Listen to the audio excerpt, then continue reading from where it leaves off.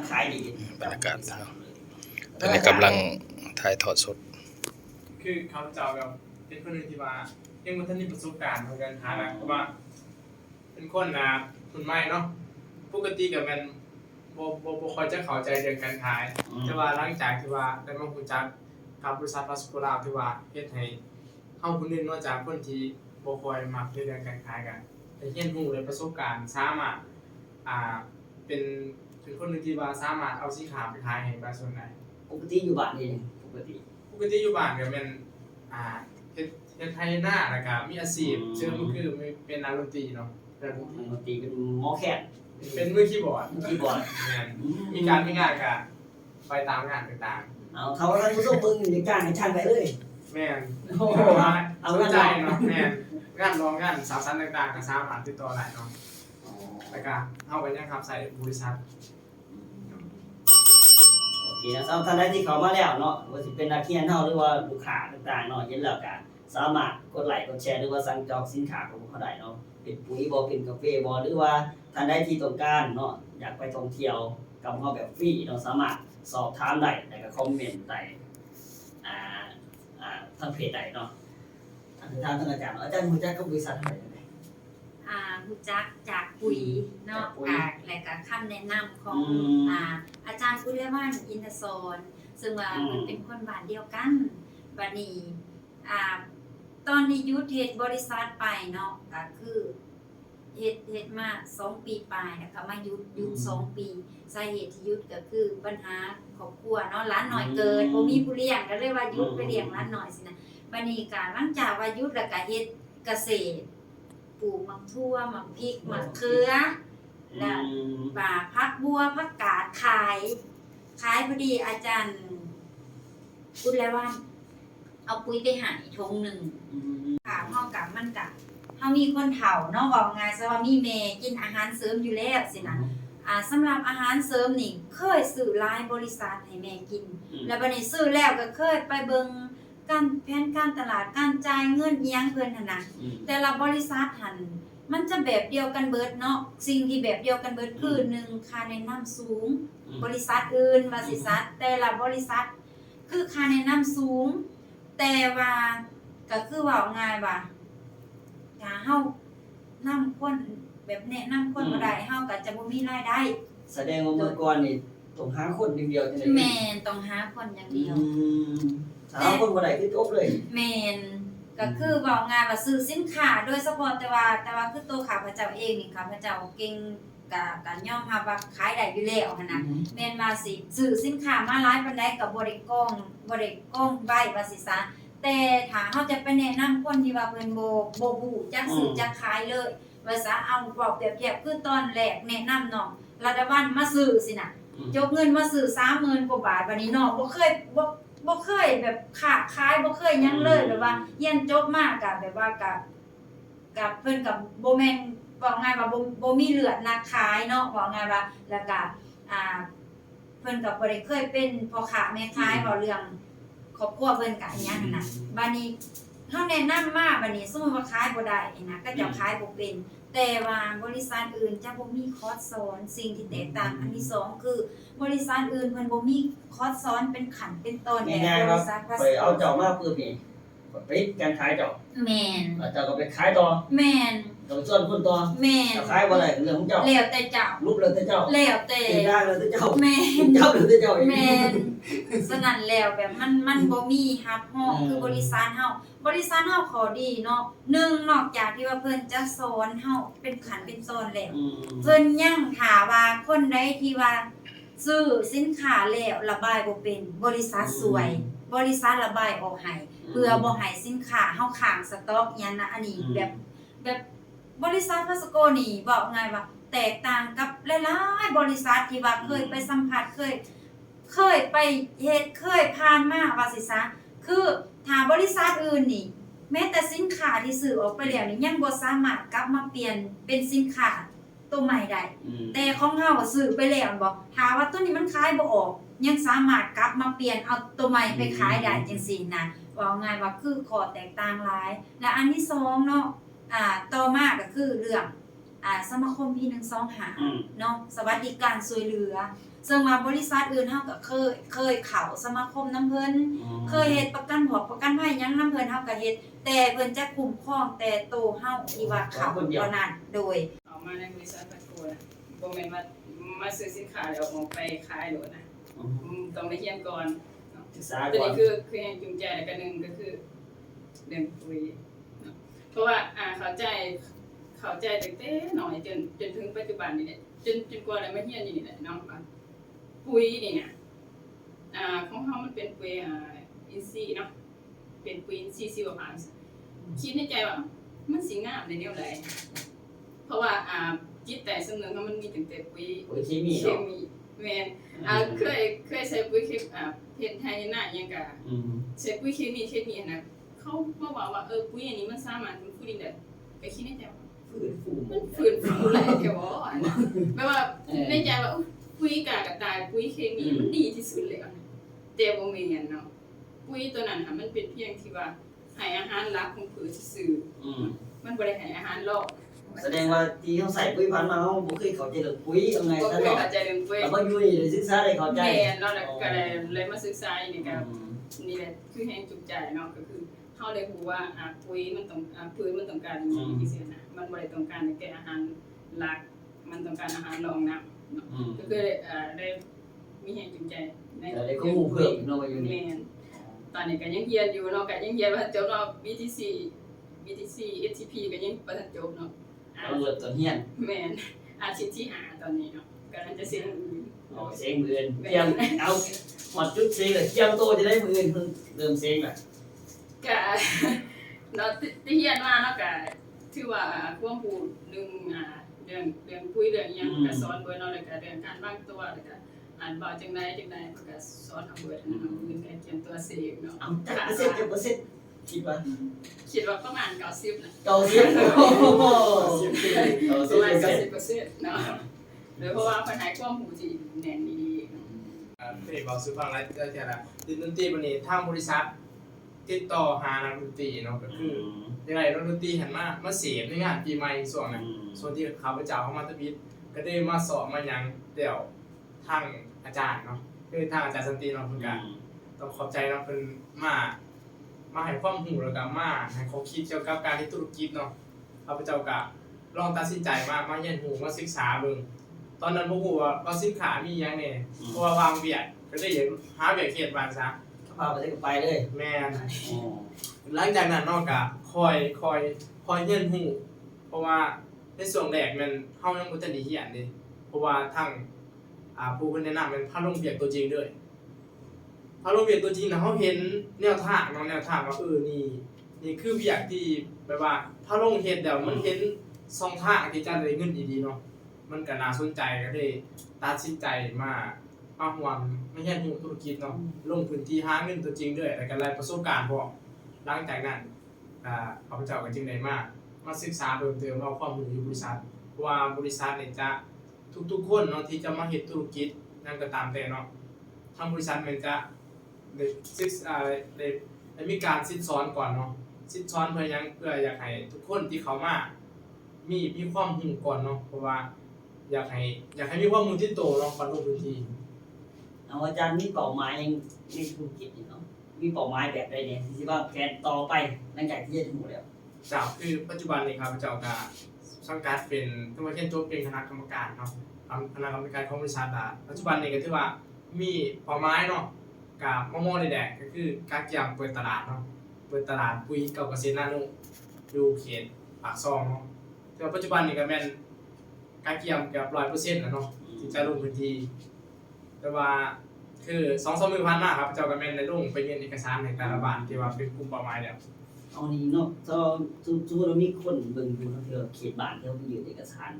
ในบ้านมาถือนำส่งอยู่จุดเป้าหมายหลักๆเลยที่ลงสิเป็นโฆษณาเป้าหมายหลักๆที่ให้ประชาชนเข้าใจเรื่องใดสิเป็นขายของซื่อๆบ่หรือว่าเรื่องเกี่ยวใด จากเป้าหมายหลักๆบางที่เราจะลงไปอีกมุมมองก็คือว่าเป็นการเปิดตลาดปุ๋ยหลักๆก็คือบริษัทมันจะเน้นให้ความรู้เนาะเจ้าความรู้แล้วก็แก้ไขปัญหาเกี่ยวกับการปลูกกาแฟเนาะเขตปากซอยมันอาศัยการปลูกกาแฟเป็นหลักก็คือทางบริษัทจะมีวิชาการเนาะเพิ่นให้ความรู้ก่อนที่จะพ่อแม่เฮาจะตัดสินใจนำไปสินค้าไปส่งใช้ เนาะบ่ได้ในมือที่ว่าทางบริษัทลงไปจะให้ความรู้แล้วก็ให้วิธีการทำใส่แล้วก็แก้ไขปัญหาที่ว่ามีปัญหาเรื่องกาแฟเป็นหลักเลย อันนี้เป็นข้อมูลเบื้องต้นเนาะที่จะลงไปยากง่ายสำหรับเนาะที่เราเรียนคอร์สแต่ละคอร์สยากบ่เอ้า ตรงๆนะ BTC ยากบ่ เนี่ย อ้าว เนาะเพราะว่า VTC นี่จะเรียนเกี่ยวกับเป็นวิทยากรหรือว่า MC เนาะแล้วก็บรรยายสินค้าเนาะที่ว่าเพิ่นสอนในหาจริงที่ผ่านมานะครับก็เอาตรงๆนะขืนเว้าทำเอกสารเกือบห้องไห้หมดเลยเนาะเพราะว่าเฮาบ่เคยจำใหม่เด้เนาะ บ่เคยเลยบ่ ขืนมันง่ายอยู่แต่ว่าบ่เคยจำใหม่เลย อืม ขืนมันง่ายคนเป็นร้อยนี่สามารถเว้าได้ในน้ำบานนี่ ใส่เสียงสดเลยแหละมันขึ้นมาจะใหม่จากมันความแตกต่างเลยเนาะเพราะว่าก ดดันบ่เลยจังได๋ ขึ้นมาอยู่ด้วยอะไรนะแต่ว่าถามว่าเว้าแบบอันนี้หันระบายลายแต่ว่าถ้ามันจะใหม่มันแบบพอแต่ว่าเนาะบริษัทเอกบริษัททัดโกเนี่ยแต่ดีบ่ว่าเพิ่นถ้าสมมุติว่าคนไหนที่ว่าบ่กล้าเว้าเพิ่นเฮงจำใหม่ใส่เนาะเฮงยุ่งเขาแบบว่าเฮาอยากจะได้เฮงสู่กลางเขานะมีเสืออยู่ในหันอยากให้เฮาชนะต้องยุ่งเขาแบบนี้นะ อันนี้ขั้นตอนเบื้องต้นในการเรียน BTC นี่เพิ่นสอนหยัง เพิ่นสอนเรื่องการแต่งกายเนาะเรื่องการแต่งกายว่าเรื่องการแต่งกายคือเวทีแบบไรเนาะแล้วก็ยืนอยู่เวทีต้องยืนแบบไรให้มันสง่าแล้วก็การเว้าการจาของเฮาให้มันเป็นแบบว่าให้คนฮักอยู่แล้วแบบนี้เนาะแบบว่าเว้าจังได๋ให้คนจับใจเว้าจังได๋ให้คนเบิ่งเฮาเนาะแล้วก็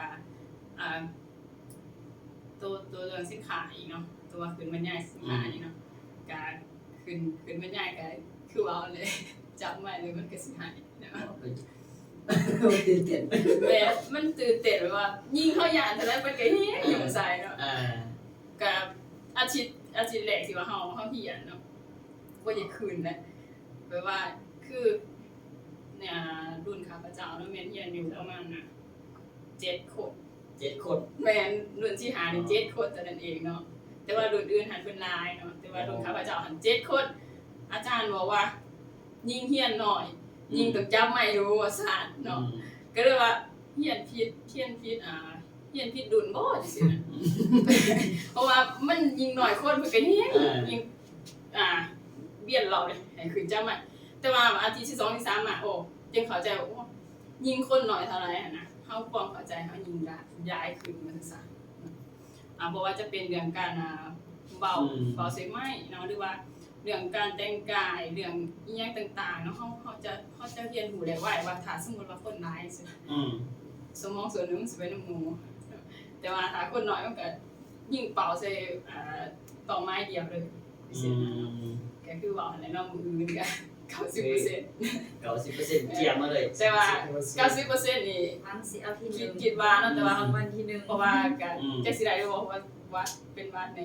เสียงอาจจะบ่ได้ เอาที่เฮาเรียนรู้มาฮอด BTC หารเฮาคิดว่าเฮาได้คือหูยังไงจากคอร์สต่างๆที่นำมาป๊อปใส่ได้จริงๆเลย ตัวสินค้า สินค้า แม่นเนาะเพราะว่าตัวสินค้านี่คืออาจารย์เพิ่นจะขึ้นมาบอกเนาะถ้าสมมุติว่าสินค้าว่าจะเป็นปุ๋ยน้ำหรือว่าปุ๋ยเม็ดเพิ่นก็จะบอกวิธีการบรรยายวิธีการบรรยายของสินค้าก็คือถ้าสมมุติว่าเป็นปุ๋ยนะเพิ่นจะบอกวิธีการทั้งดินก่อนเนาะเพราะว่าบริษัทพาสโกเนาะแม่นบริษัทที่ว่าเฮ็ดเกี่ยวกับการเกษตรโดยตรงก็คือที่ว่าเพิ่นลงไปพื้นที่ลงเปิดตลาดอีหยังต่างๆเพิ่นจะเน้นหนักเรื่องการฟื้นฟูดินเรื่องการฟื้นฟูดินแหละเพราะว่าดินเฮาปลูกกาแฟหรือว่าปลูกมันหยังต่างๆเฮาปลูกซื่อๆแต่ว่าบ่ได้มีการฟื้นฟูมันจังซี่นะบริษัทพาสโกเฮาเลยมีวิสัยทัศน์หรือว่ามีผลิตภัณฑ์ที่ว่าไปฟื้นฟูดินเป้าหมายหลักเลยก็คือฟื้นฟูดินให้มันงามได้ลดต้นทุนเพิ่มพูนผลผลิตให้ชาวเกษตรกรของเฮาเนาะด้วยเนาะ ที่เห็นหูนับ ไปมันค่าใส่จ่ายสูงเนาะถ้าว่าซื้อเป็นโปรโมชั่นสินค้าก็คือจะเว้าเรื่องราคา50,000 30,000จังซี่นะแล้วก็ได้สินค้าก็มันบ่สมราคาบัดนี้เฮาว่าง่ายว่าเฮาคนเงินบ่หลายว่าสิซะก็เลยว่าโอกาสได้ไปมันน้อยแต่ว่าบริษัทพาโกเฮานี่คือความหมายว่าบ่มีเงินจะกีบก็ไปได้อย่างนะมันก็เลยว่าแบบ ไปแบบง่าย ไปแบบง่าย ๆตอนนี้เรื่องเขาปี2016บริษัทมีแผนเที่ยวตลอดเป้าหมายเฮา3ฐาน ไปถูกหลอก ไปถูกหลอก ถูกหลอก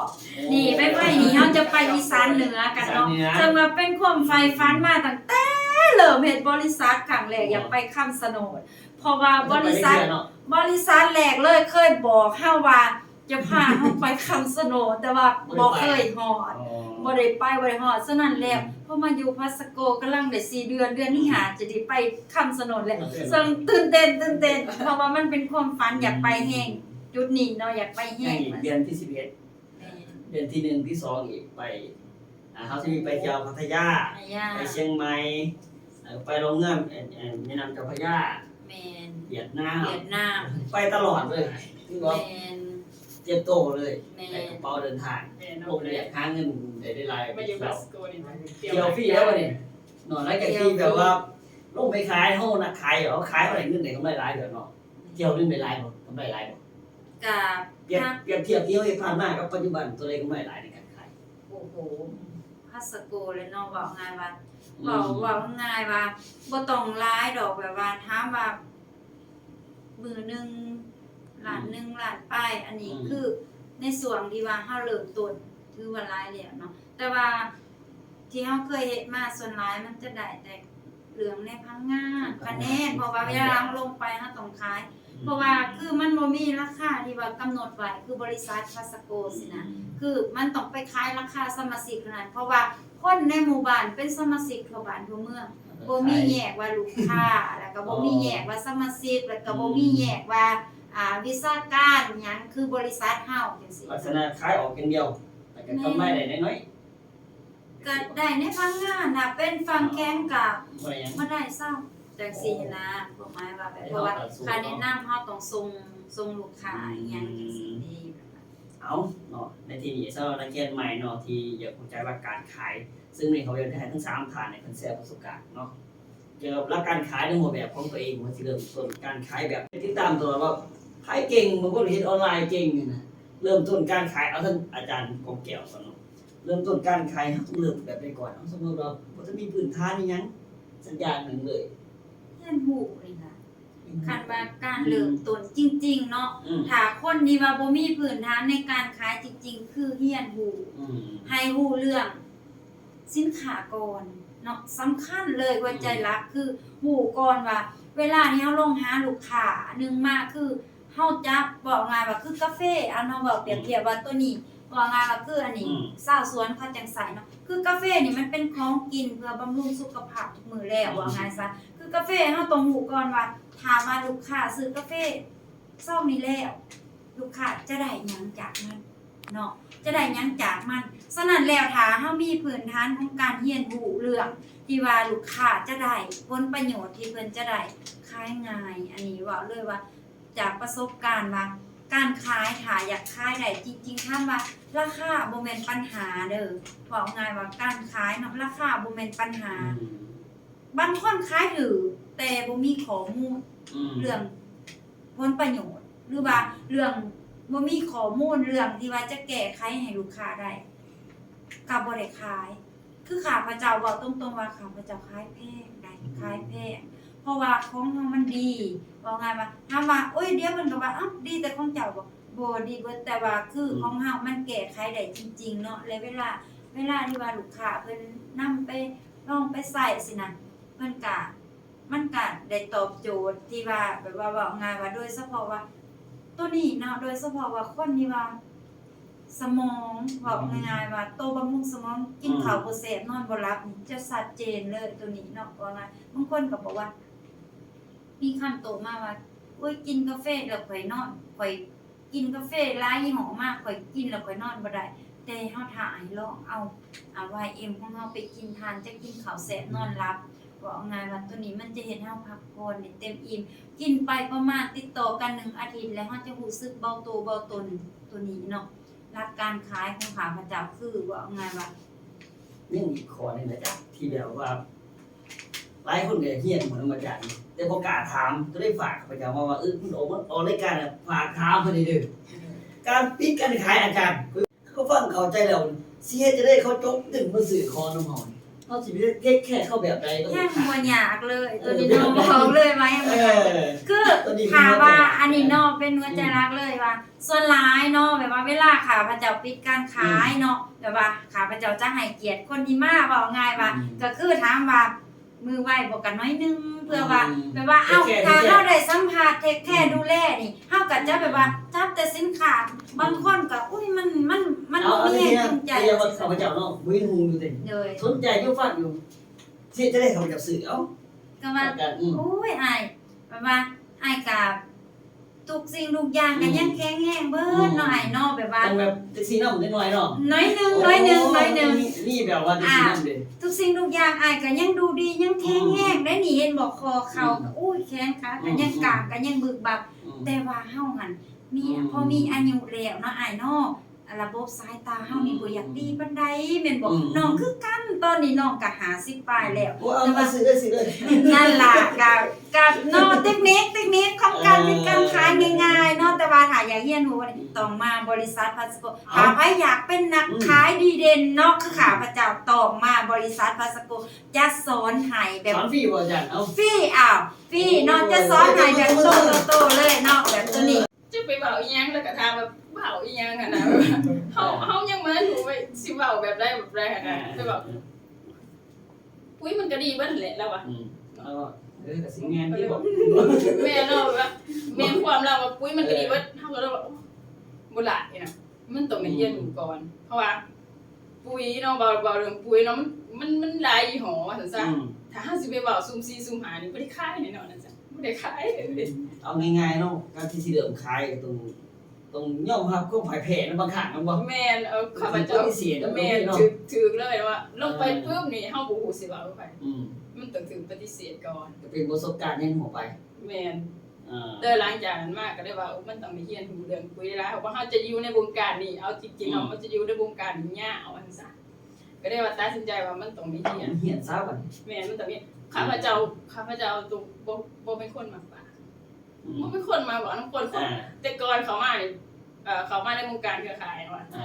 เสยนั่งกระทำเสย คนนั้นนี่ข้าพเจ้าอย่างนี้โดด อ่า บ่อยากเว้าน้ำไผบ่อยากทักทายนู่นน่ะพอหลังจากเฮาได้เรียนรู้ได้มันเว้าแล้ว เอา เพราะว่า ง่าย น้ำเจ้าจนฮู้จะสา ๆเอาไงบริษัทนี่สำหรับเปลี่ยนแปลงเท่าไหร่นะซะเนาะจากที่เราบ่เคยบ่ค่อยกล้าค่อยเว้าค่อยจ่าย จากที่ว่าเฮาเอาตัวไปอยู่ในมุมนึงของเฮาเองนะถ้าเฮากล้าเข้ามาในบริษัทฟาสโกดานี่เจ้าจะบ่อยากอยู่ในมุมที่ว่าเคยอยู่คนเดียวเนาะจะ ท่านอาจารย์โรงแรมนี่ก็เว้าดีอยู่บ่เก่งบ่ถือว่าธรรมดา ก็เว้าเก่งแต่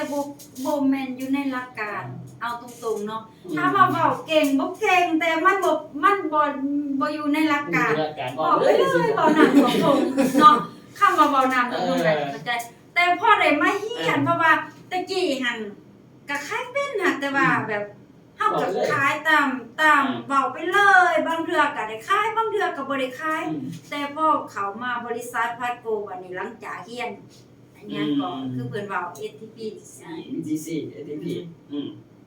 แล้วบัดนี้เฮาฮู้จักขันจักโต ก่อนเนาะ โอ้ยเว้าบ่พลาดนะบ่พลาดว่าสิซะ แม่นปั๊บเพิ่นเนาะ บางทีหั่นบ่ทันเว้าฮอดเรื่องว่ามันแก้ยังไดนี่ขอแต่ว่ามาขายเฮาก็เว้ายังซื้อแล้วก็มีจังซี่นะแบบยอมรับอีหลีว่าบริษัทพัสโกนี่แบบว่าเพิ่น3คนจริงๆแบบ สอนก่อนจังเฮา แบบคือตอนแรกเขาเข้ามาเพิ่นจะถามว่าจะมาซื้อกินซื้อใส่ซื้อบ่หรือว่าอยากเฮ็ดธุรกิจนั่นนี่มากตัวนี้มากคันเฮ็ดธุรกิจคือเพิ่นบ่ให้บ่ขายสินค้าเฮาหลายเพิ่นสอนเฮาก่อนนี่มากแฮงนะก็เว้าเก่งก็ยอมรับว่าเว้าเก่งอ่ะเว้าแบบน้ำท่วมทงคือแต่กี้เดียวนี่อู้เป็นหลักเป็นการแบบเว้าไปนี่ไว้ ล่าสุดนี่สิเป็นโรงงานกับทั้งภาครัฐเนาะ แม่ก็เริ่มวันจันทร์เด้อก็คือเฮาจะการถือว่ามีเกียรตินะ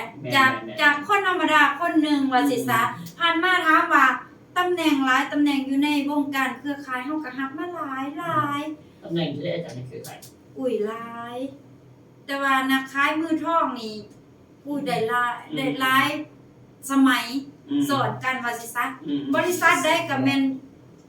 แม่นนักขายมือทองนี่แม่นแต่ว่ามันบ่มีเป็นขั้นเป็นตอนแบบนี้ว่าไงแต่ว่าคือความหมายว่าความภูมิใจของเฮาแบบว่าถามว่าแต่ผ่านมาได้ตำแหน่งจากบริษัทยังบ่เฮาก็มีตำแหน่งแต่อยู่ในบริษัทแม่นบ่แต่เวลาเฮาออกไปนอกจังซี่นะเฮาก็คือเก่าก็สิมีอีหยังก็คือเก่าว่าก็แม่นก็แม่นยายแก้วเราขายสมุนไพรคือเก่าน่ะแต่พอมาบริษัทพัดโกบัดนี้เริ่มแรกๆเนาะค่ะพระเจ้าก็บ่คิดว่าสิได้โอกาสถึงขนาดนี้ว่าสิซากะก็เว้าง่ายว่ามันสิ่งที่ว่าบ่คาดคิดว่าเฮาสิมีโอกาสนี้เพราะว่าเฮาก็คนธรรมดาคนหนึงคนทุกคนยากก็แม่นคนบ้านนอกบ้านนาก็แม่นมาเนาะมา3เดือนเฮียนจบ3เดือนก็มาได้เป็นจากทางบริษัทเพิ่นเนาะก็ได้เป็นคณะกรรมการว่าซะสุดสีม่วงนี่คือบ่แม่นว่าไผอยากมาตัดก็ได้เด้อต้องเป็นขั้นเป็นตอนต้องเรียนจบต้องเฮาจบแล้วก็คือเฮามีผลงานจริงๆเพิ่นจังตัดให้จังซี่นะเว้าง่ายว่าคือบัดนี้ที่นี่แล้วก็หลังจากนั้นก็ได้ความไว้เนื้อเชื่อใจก็คือได้เฮ็ดเวียกร่วมกับภาครัฐแบบว่าอันนี้มันเป็นความภูมิใจแล้วก็เป็นเกียรติจากคนธรรมดาคนนึงที่ว่าเว้าขอโทษนำเนาะมาตำอิดหั่นเพิ่นเว้าภาษาเด็ก SB RV ยังบ่เป็นบ่มีไผสิกล้าถามอาจารย์ถามจนอาจารย์งงอะไรว่าสิซะถามว่าในตอนนั้นหั่นเฮาถามว่าอายบ่ที่ถามแบบนั้นก็คือเฮางูเฮาจ้าน่ะแต่ถ้าว่าสิ่งนี้บ่ฮู้เฮาถามดีบ่ดีคือทุกมื้อนี่พอถามปึ๊บเพิ่นก็แปลให้เฮาก็คอยไปเรียนคอยไปศึกษาเฮาก็ได้ความรู้นะว่าสิซะส่วนหลายเนาะในตอนนี้ถามมันคนเป็น10เป็น20หัวขวัญเฮาแต่เฮาก็ถามว่าเฮาบ่ได้สนใจคนนั้นเพราะว่าเฮาถามเพื่อเอาความรู้ให้ตัวเองเพื่อจะพัฒนาตัวเองหลายคนส่วนหลายนี่ว่าง่ายว่ามาบริษัทพระโกที่เรียนบ่จบก็มีหลายเนาะรุ่นเฮาเรียนบ่จบหลายวันนึงมาเวลาบอกไปถามครูอาจารย์ไปหมู่หัวขวัญหมู่ผู้ที่ผู้แน่ที่เข้าใจในหัวขวัญแต่ว่าคนนั้นแบบว่าง่ายว่าไปแค่สิ่งที่หมู่หัวขวัญนั้นก็เลยว่าบ่กล้าสิมาต่อนะแต่ข้าพเจ้าหัวขวัญนั้นข้าพเจ้าก็แห้งด่านเพราะว่าคือข้าพเจ้าอยากพัฒนาตัวเองอยากรู้ในสิ่งที่ตัวเองบ่เป็นแต่ทางอาจารย์หรือว่าครูสอนเพิ่นให้ความรู้เฮาจริงๆสิ่งที่เฮาบ่เป็นจนเฮาเป็นหั่นน่ะว่าซะภาษาอังกฤษใจว่าเฮาบ่ได้อีหยังเลยว่าสิซะเฮาก็เริ่มรู้เริ่มเข้าใจแล้วที่สำคัญอันนี้คือเฮาได้รับเกียรติอันนี้สำหรับข้าพเจ้าต่อให้เรียนจบวิชาชีพมามีใบประกาศสีทองเหลืองมากๆข้าพเจ้าก็บ่ได้ภูมิใจโท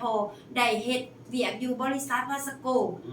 ร่วมกับภาครัฐหรือว่ากสิกรรมและสิ่งแวดล้อมของแขวงจำปาสักเนาะว่าสิซะ